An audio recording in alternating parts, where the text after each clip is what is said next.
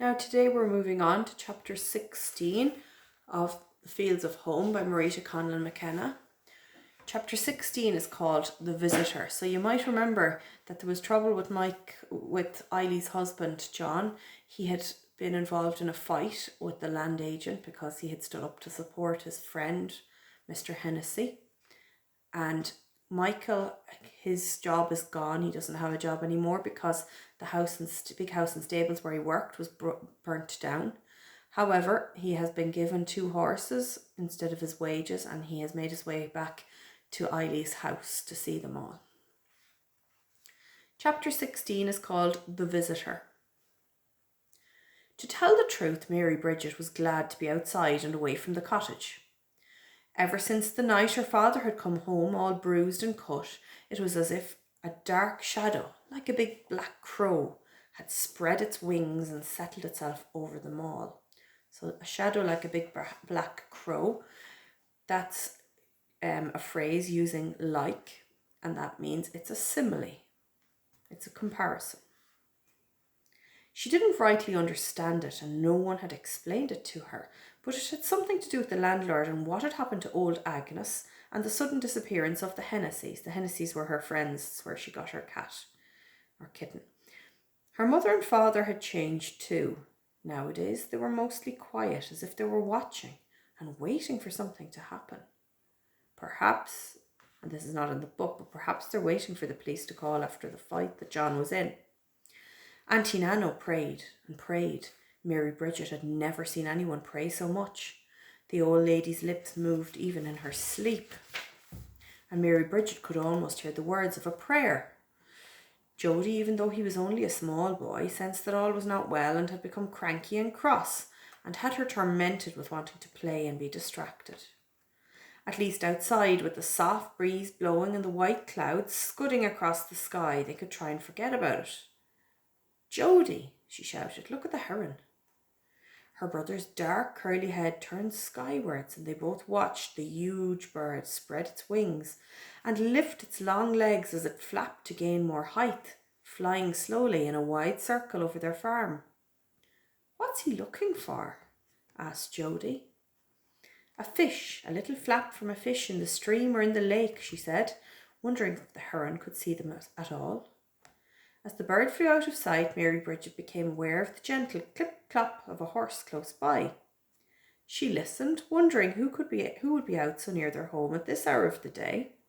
She had strict instructions to run home as quick as lightning if she caught sight of the landlord or any of his men, or God forbid, the constable. The constable means the policeman. She held her breath, waiting to grab Jody and run with him. Then she spotted the familiar dark curly hair and kind open face of Michael, her mother's brother. He was leading 2 horses, a fine big strong looking one, though she seemed to be walking lame, and the most beautiful foal that Mary Bridget had ever seen. "Michael," she screamed, "Uncle Michael." She ran like a whirlwind to meet him, her dress flying around her as she raced across the tussocks of grass. So like a whirlwind, it's describing the way she ran. She ran very, very fast because a whirlwind would be very, very fast. So this is also a simile because it's using the word like. The 2 horses stopped, curious. Her uncle lifted her into his arms and hugged her. "Why, Mary Bridget, you're still the prettiest girl I know," he said, ruffling her wild, fair hair. She was so excited that she could hardly speak. Jody had clambered down to stand beside her, watching them. "This is Jody," she said, pushing him forward. "I remember him," grinned Michael, "but he's got as big as a house.